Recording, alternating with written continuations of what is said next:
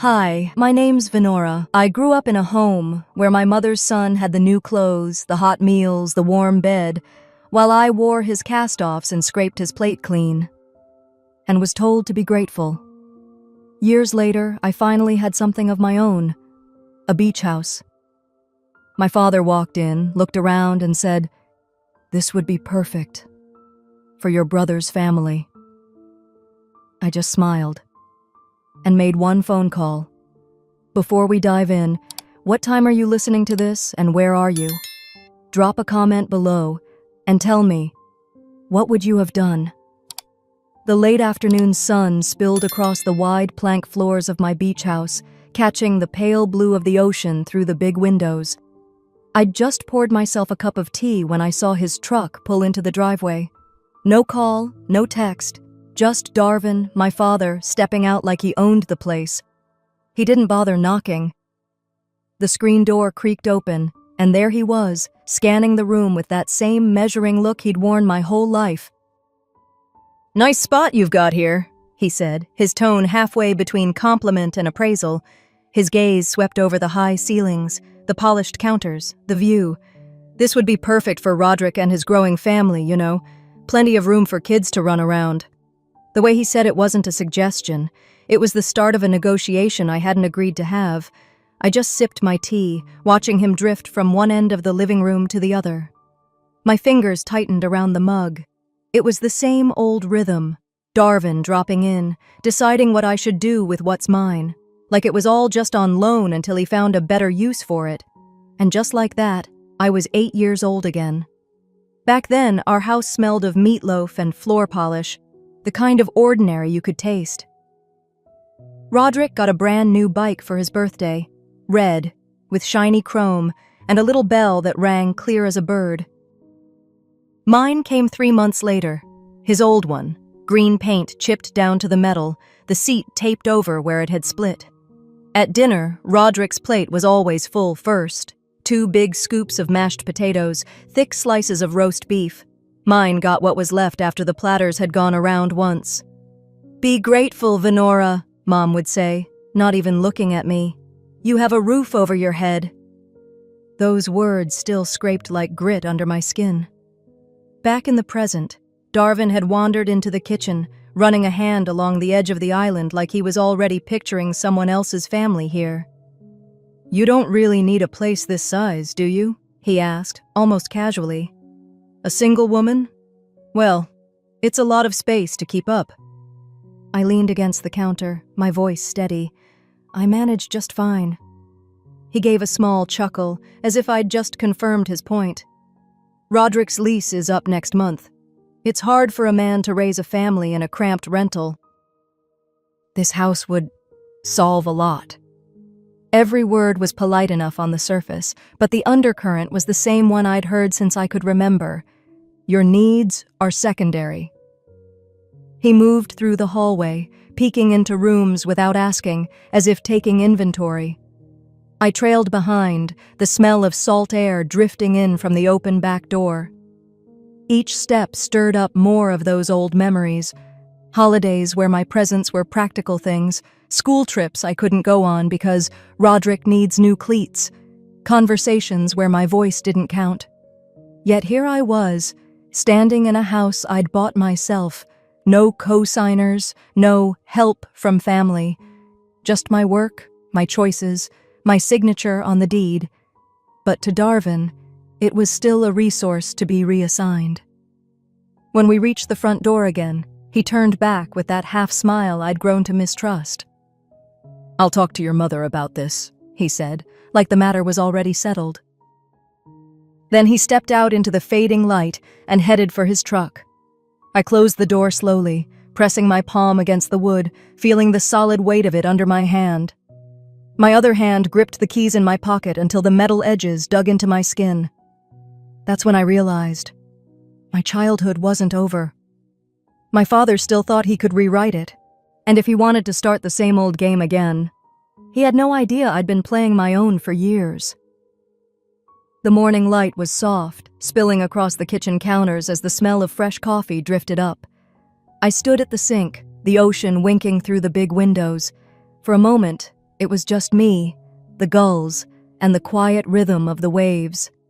Then the phone rang. "Venora!" My mother's voice came sharp, skipping right past hello. "I just spoke with your father. Roderick's wife is expecting, and they need more space. That house of yours, it's too much for one person. It makes sense you'd help them out." I took a slow sip of coffee, letting the bitterness settle on my tongue before answering. "Help them out? By giving them my home?" "Don't twist my words," she said, even though that was exactly what she'd meant. "Family helps family." "Your brother's starting a new chapter. Don't be selfish." I could picture her in the kitchen back at the old house, cordless phone in one hand, the other flipping through mail she wasn't really reading. Same tone, same push. "I'm fine here, Mom," I said evenly. "And I'm not looking to move." She sighed, long and theatrical. "Well, think about what's right. It's not just about you." Then she hung up without a goodbye. I set the phone down, and not 20 minutes later, it rang again. Aunt Helen this time, all syrup and sighs. "Sweetheart, I hear you've got that big place all to yourself. Wouldn't it be wonderful for the little one to grow up by the sea?" By little one, she meant the baby my brother's wife was carrying, the one she'd only just found out about yesterday, apparently before I did. "I'm not renting it out," I said, keeping my voice calm. "Oh no, not rent. Gift," she said, like that would make it sound better. "You've always been so generous." I ended the call quickly, but within the hour, Aunt Marjorie tried her hand at the same pitch. This time it was family duty and helping your brother get a start in life. I didn't need to ask where they got their lines from. The script had Dad's fingerprints all over it. It was like being back in my 20s, sitting in my first apartment, tiny, secondhand furniture, barely enough to scrape by. I'd just gotten my first steady paycheck when Mom and Dad came over, Roderick in tow, looking sheepish. "He just needs a little help to get on his feet," Dad had said.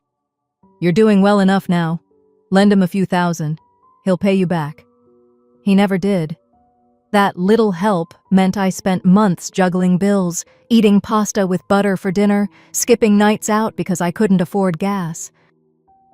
And yet, when the holidays rolled around, Roderick was the one opening shiny boxes and telling stories about working hard for what you have. Back in my kitchen now, the memory made my jaw tighten. 3 calls in one morning, each one pressing the same guilt buttons they'd been pushing for decades. I turned the phone face down on the counter and just listened. To the waves, to my own breathing. I'd caved before, sure. I'd told myself it was easier to give in than to fight. But every time, it left me smaller. Not this time. I pulled a notepad from the drawer, flipped to a clean page, and started listing the property details. Parcel number, deed reference, date of purchase. I underlined my name in ink, twice. Then I jotted down the names of a few people who'd be useful if things got messy. Finally, I picked up the phone and dialed a number I knew by heart. It rang twice before someone answered. "Hey," I said, my tone light, almost casual. "Got a minute?" "I think I'm going to need your help." They thought they'd corner me with family guilt, but this time, I wasn't planning to escape. I was planning to end the game. And to end it, I had to go back to where it all started. The coastal breeze faded behind me as I steered inland, trading salt air for the dry, dusty smell of farmland. The road narrowed, flanked by stretches of brown grass and half-collapsed barns. I'd made this drive hundreds of times as a kid, back when I had no say in where I was going or who was calling the shots. Now, every mile closer to that house felt like walking into a trap with my eyes wide open.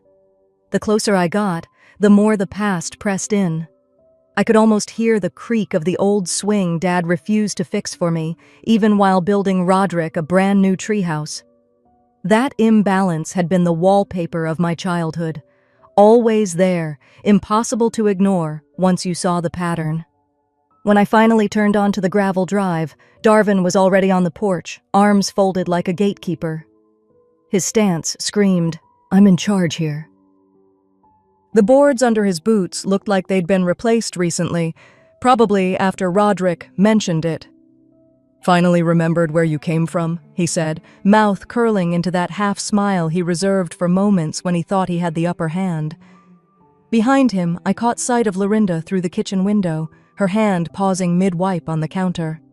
Her face was unreadable, neutral, but with the faint stiffness of someone bracing for impact. I parked, stepped out, and kept my voice light.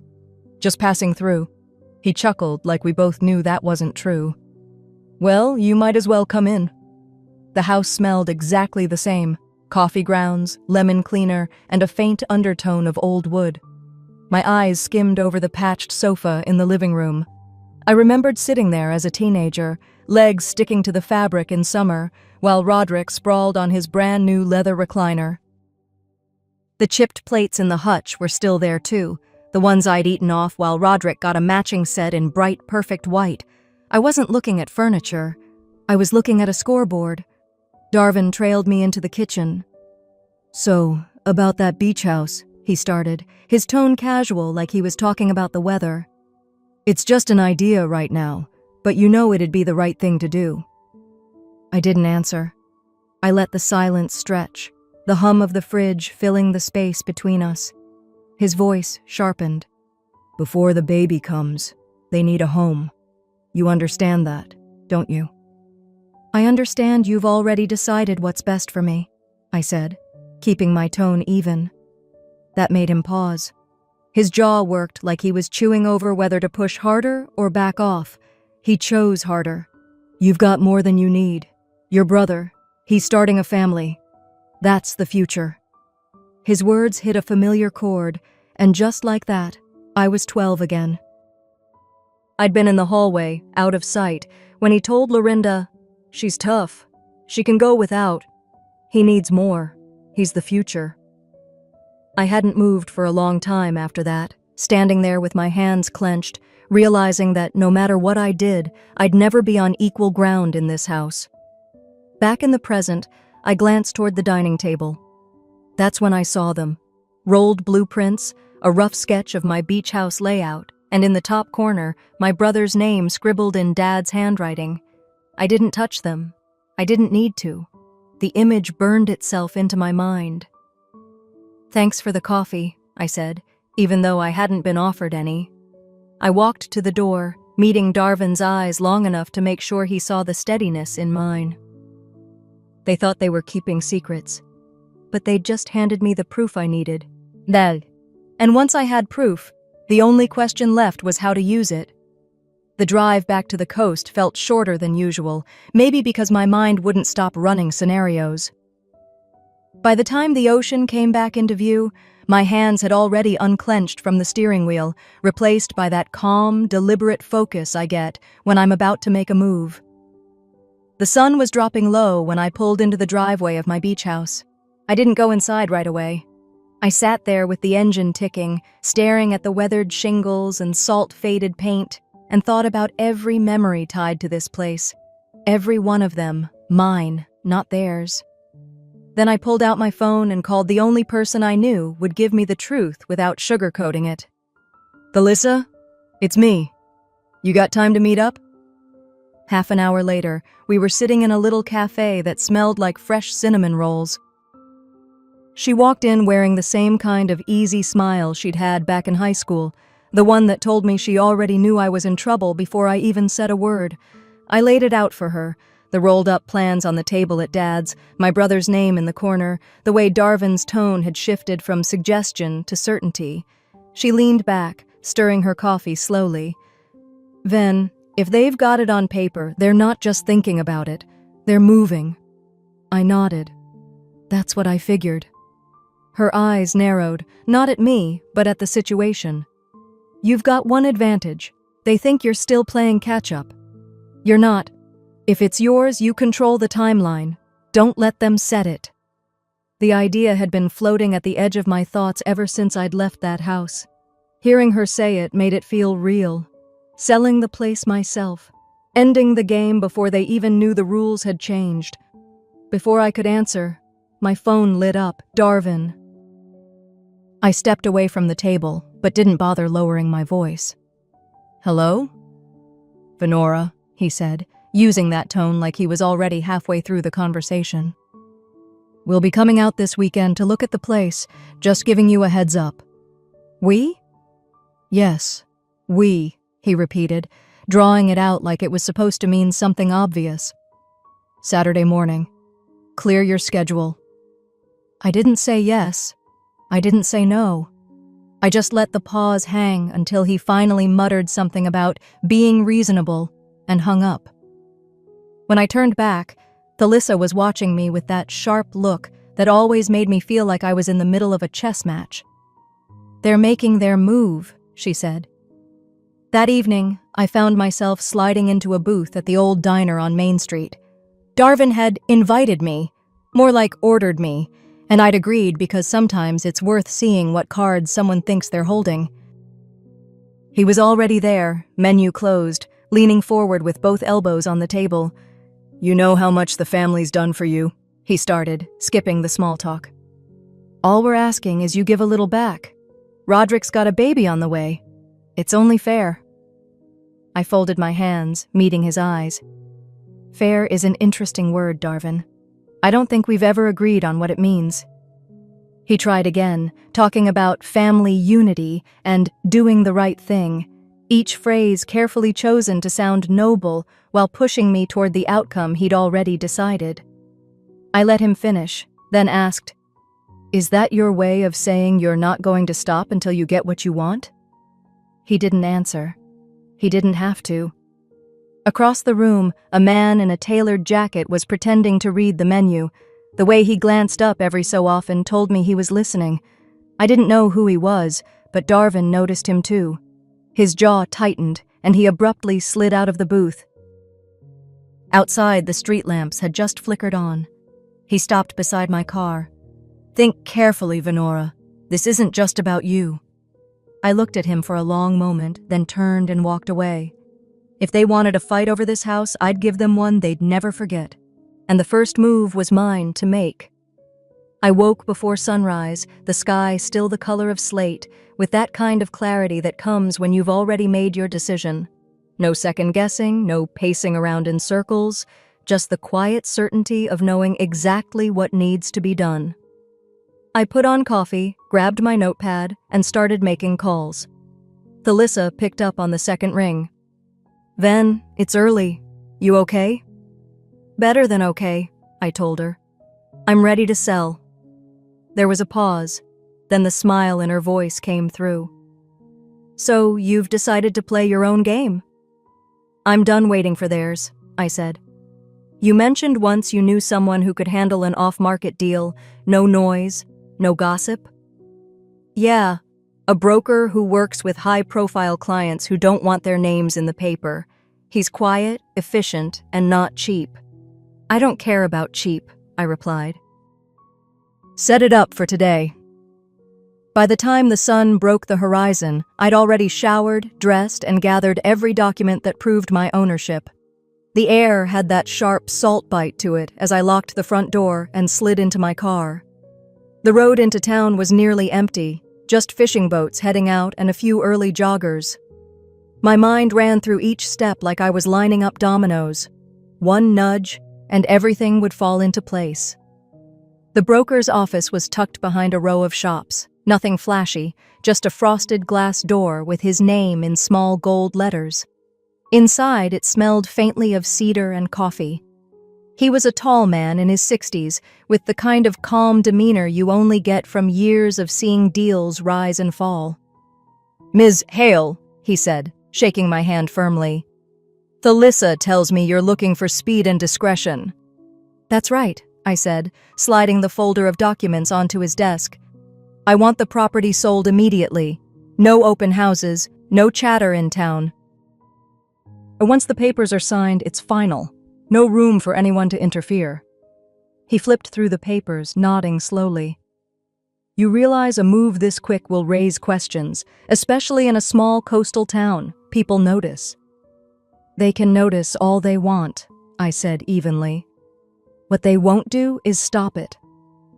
He studied me for a moment, then gave a small, approving smile. In that case, I have a buyer in mind. Cash, ready to move. Wants waterfront property with privacy. He's already vetted. If you're serious, we can meet in an hour. I'm serious. An hour later, I was shaking hands with Marston, a man whose name I'd never heard before, but whose eyes told me he'd made more than a few high-stakes purchases in his life. He was polite, almost understated, dressed in a dark jacket that looked like it cost more than most people's cars. I understand you value privacy, he said. Enough to put it in writing, I replied. The sale stays between us, the broker, and my attorney. No one else knows, not even my family, until the ink is dry. He didn't flinch. Then we'll make that part of the agreement. The negotiations moved fast, the kind of pace that said neither of us had time to waste. Within 2 hours, the contract was drawn up, every clause airtight. The price was fair, more than fair actually, and in cash. No delays, no financing hiccups. When the pen was in my hand, I didn't hesitate. My signature was steady, my heartbeat calm. In that moment, the farm wasn't theirs to scheme over anymore. It wasn't even mine. It was already out of reach, locked down beyond their grasp. Walking out of the office, I felt lighter. The late afternoon sun threw a golden sheen across the water, the air warm but edged with the promise of evening. For the first time in weeks, I let myself breathe without measuring the inhale. But as I crossed the street toward my car, I saw it. Darvin's truck, parked by the pier. He was leaning against the hood, arms folded, watching the water like a man with all the time in the world. I didn't change my pace. If he'd been waiting for me, he could keep waiting. By the time they knocked on my door, the house wouldn't even be mine anymore. And when that knock came, it wasn't gentle. It rattled the glass in the front door, 3 hard thuds like someone meant to break it down. I stood still for a second, coffee mug in hand, knowing exactly who it was before I even moved. I set the mug down, squared my shoulders, and opened the door. Darvin stood there, broad as the frame, with Roderick at his side. They were shoulder to shoulder, blocking the morning light, their expressions carved from the same cold stone. Darvin didn't say hello. He pushed past me like the house belonged to him, his boots loud on the hardwood. Roderick lingered a step behind, taking his time, letting his eyes roam over the place with a half smirk. "Nice setup," he said, like it was an insult. I closed the door slowly, locking it behind me. "What do you want?" Darvin turned in the middle of the living room, holding a thick manila envelope. He didn't hand it to me. He tossed it onto the coffee table like throwing down a gauntlet. Inside, I could see the edge of a document, my own signature printed clear as day, the sale contract. "You think you can just dump family property without so much as a word to me?" His voice was low, but it carried the kind of weight that could shake walls. I didn't answer right away. I picked up the envelope, slid the contract out, and laid it flat like I hadn't already memorized every line. "It's done. The papers are signed, and the money's already in escrow." Darvin stepped closer. "You're gonna call that buyer and tell him it's off?" "No," I said simply. Roderick's smirk dropped into a sneer. "This was supposed to be for my kids. Do you even think about anyone but yourself? What kind of aunt just hands their future away to some stranger?" I met his eyes. The kind who's tired of being treated like a holding pen for everyone else's dreams. Darvin's jaw tightened. He leaned down until his face was inches from mine. "You're making a mistake you can't take back." I straightened up, refusing to give ground. I made sure of that. The contract is binding. Irreversible. I had 2 attorneys look it over before I signed. His fist slammed into the wall beside my head. The thud echoed through the room, but I didn't flinch. "You think hiding behind paperwork is gonna save you?" he growled. "It's not hiding," I said quietly. "It's making sure you can't do to me what you've done before." He pulled his hand back, shaking out the sting, his face darkening. You want to fight? You'll get one. I'll drag your name through this town until no one will look you in the eye. You do that, I told him, and maybe I'll start talking about the things you'd rather no one heard. That stopped him. Just for a beat. Long enough for Roderick to shift uncomfortably. Darvin straightened, giving me one last measuring look. You'll regret crossing blood, girl. They turned and left, the door banging shut behind them. I stood in the quiet, listening to their footsteps fade, then locked the door again. My hand stayed on the bolt a moment longer than necessary. The air in the room felt heavier, like their anger had seeped into the walls. I went to pick up my coffee, but before I could take a sip, my phone buzzed on the counter. Unknown number. One line of text. They're not done. Watch your back. I stared at it for a long second, then set the phone down. If this was a war, they'd just declared it out loud. And continuing the content of the previous chapter. And I already knew my next move. I stayed at the kitchen table, the steam from my coffee curling upward in slow ribbons, a pen balanced in my hand. The contract sat off to the side, like a silent reminder that there was no going back. I pulled a notepad toward me and started listing out every angle I could use, people to talk to, documents to dig up, anything that would put me one step ahead before Darvin made his next move. The phone rang, jolting me from my thoughts. I almost let it go to voicemail, but the name flashing on the screen made me pick up. Viola, what's going on? Talissa's voice was sharp, the kind that already knew the answer, but wanted to hear it confirmed. I just came from the market. Darvin's running his mouth all over town, saying you cheated them out of the house, forged signatures, the whole works. I pressed my thumb into the notepad, leaving a dent in the paper. Of course he is. He's poisoning the well before you can even speak, she went on. And you know people here? They'll nod along just to avoid trouble. I closed my eyes for a beat, steadying my voice. Then I guess it's time they heard the other side. There was a pause on her end, then, meet me at the corner bean in 20. We need to talk face to face. I grabbed my jacket, shoved the notepad into my bag, and locked the door behind me. The cafe was quiet for late morning, the air warm with the smell of fresh cinnamon rolls. Thalissa was already in the corner booth, her hands wrapped around a mug like she was holding on to something solid. She slid a plate toward me before I could even sit. You're gonna want this, she said. I took a sip of the coffee she'd ordered for me. All right, what do you know? She leaned forward, lowering her voice. One of my cousins knows Marston, the guy who bought the place, and from what I hear, he's not looking to flip it. He's planning to hold on to it, maybe even fix it up himself. I set my cup down slowly, letting that sink in. So, the sale's not moving anywhere fast. Exactly, she said, which means you've got time. Time to get ahead of whatever Darvin's planning. Time to make your case if it comes to that. A knot I hadn't realized was sitting in my chest started to loosen. That changes everything. Talissa's eyes narrowed, like she was testing me. It changes nothing if you keep hiding. You've been quiet for too long, Vela. They've walked all over you because you let them. Now you need to let them see who they're messing with. I met her stare. She wasn't wrong. What are you offering? I asked. She smiled, not a friendly smile, but the kind that meant business. I'll stand with you, publicly, even if Darvin's circle turns on me. I'm done watching them grind you down. It was more than I'd expected from anyone lately. You sure you want to get dragged into this mess? I'm already in it, she said simply. Might as well pick a side. We spent the next hour going over what I had, old letters from my grandfather, receipts for repairs I'd paid for out of pocket, the tax bills I'd covered when Darvin claimed he forgot.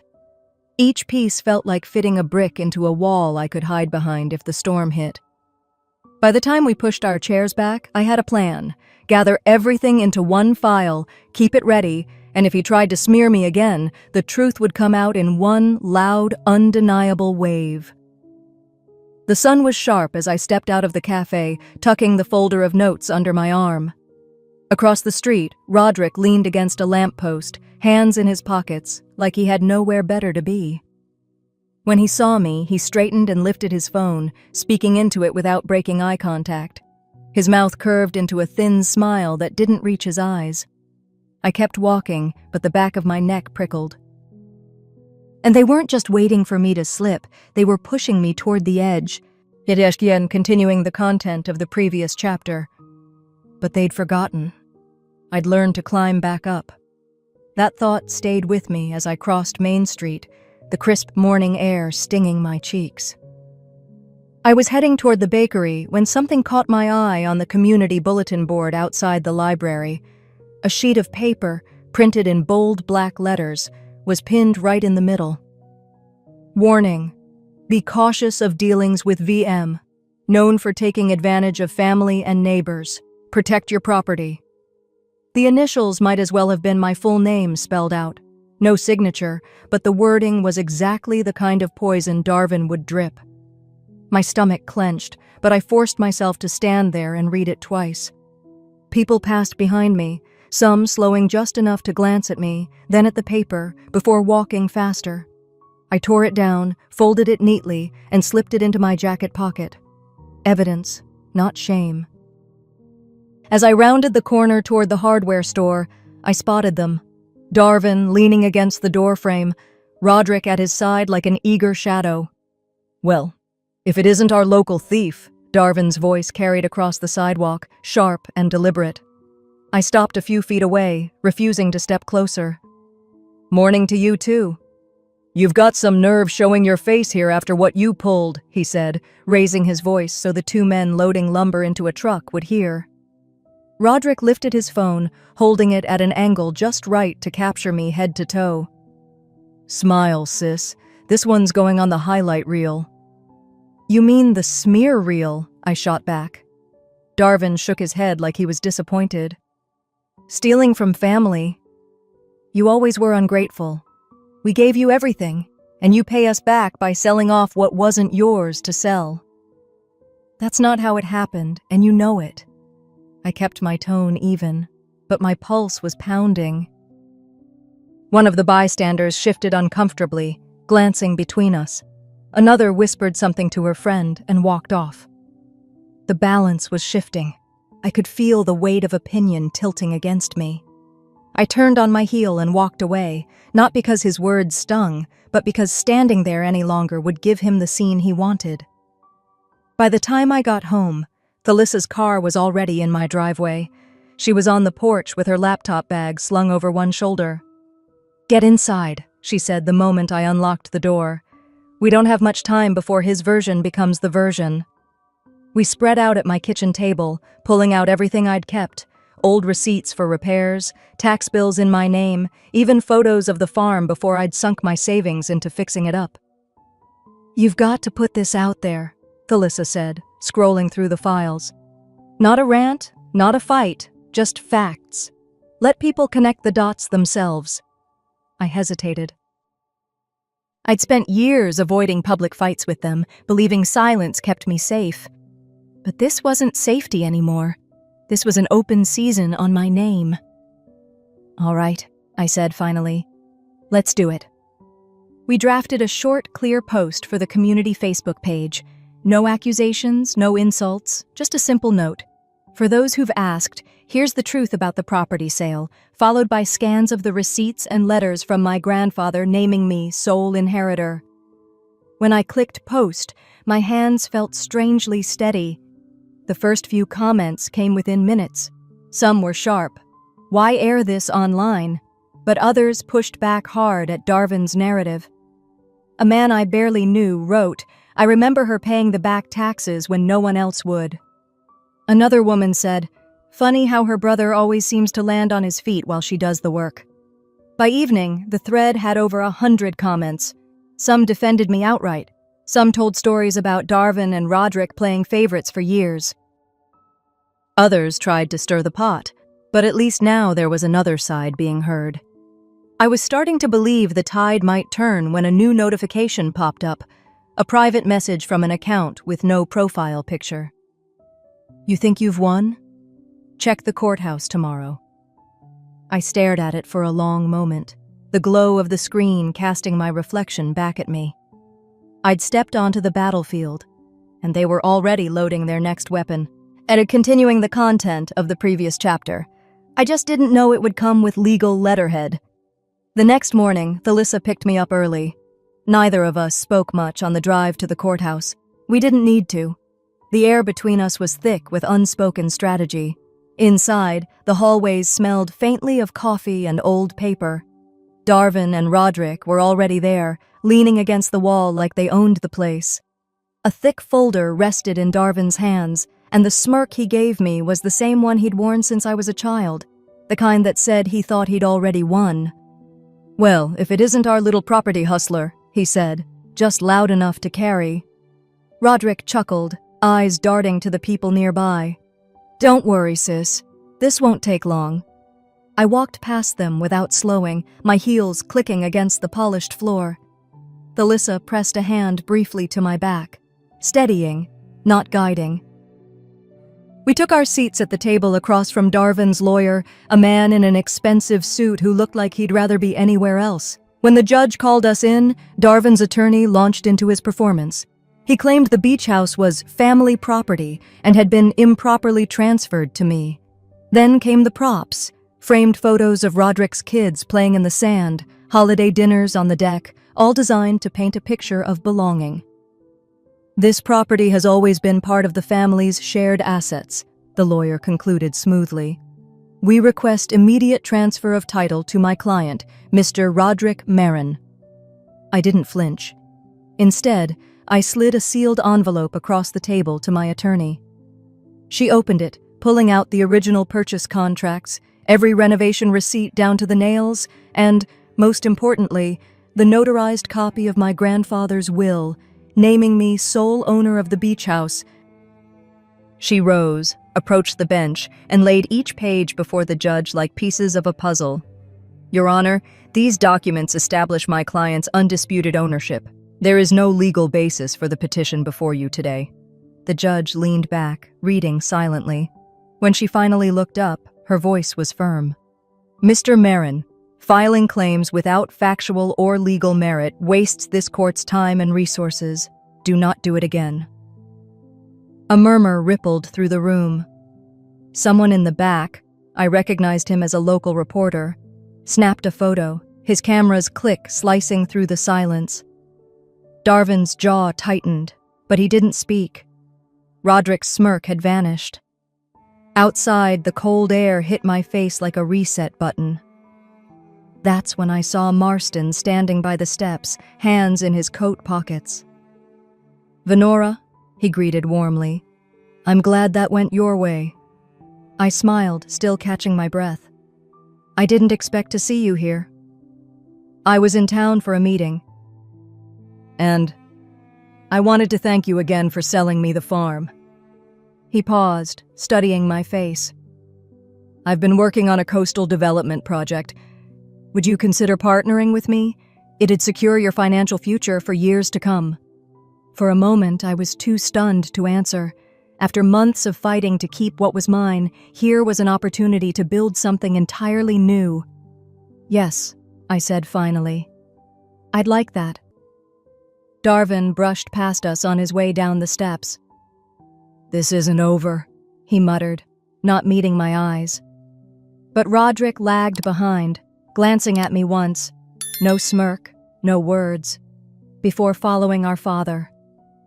Thalissa and I drove back to the beach house in silence, not the tense kind this time, but the kind that comes after a storm has passed.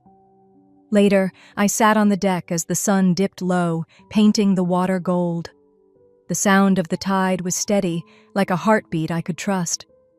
I thought about everything, the farm, the fights, the names they'd called me.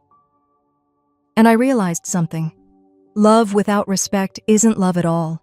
It's control dressed up as care. I didn't need them to see my worth. I'd built a life where their absence was the gift,